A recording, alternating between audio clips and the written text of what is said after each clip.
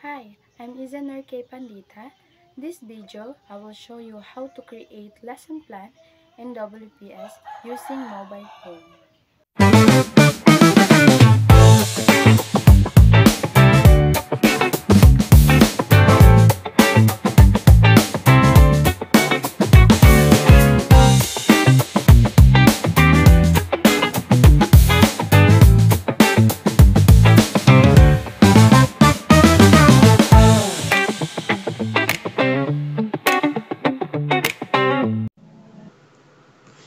So, ngayong araw, ang ituturo ko sa inyo ay kung paano gumawa ng lesson plan sa ating WPS gamit ang ating cellphone.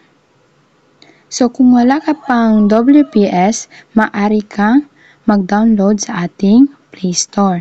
Pero ako, meron naman akong WPS. So, ang gagawin ko na lang ay i-open ko itong aking WPS.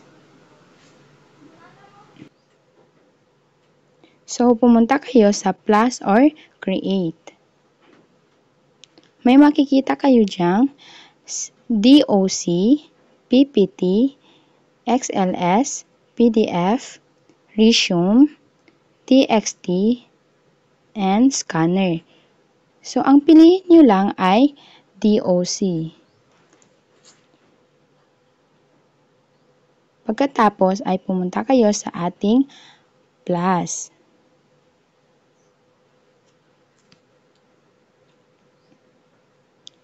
So, andito na tayo.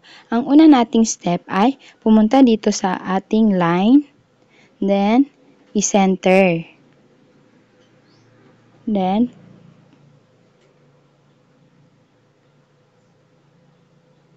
ilagay mo muna kung ano ang size.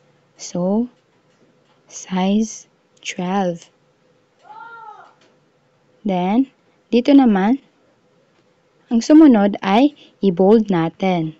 Ngayon, ay pwede na tayong mag-type ng detailed lesson plan in ibaba mo siya, halimbawa English. Ganon. Then, ibaba mo naman siya ulit. Ibalik mo siya sa dati, ganon.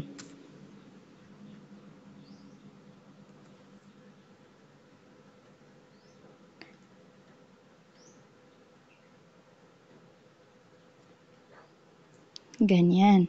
Kung hindi ka naman marunong kung paano maglagay ng table sa ating WPS, pumunta ka lang sa ating insert.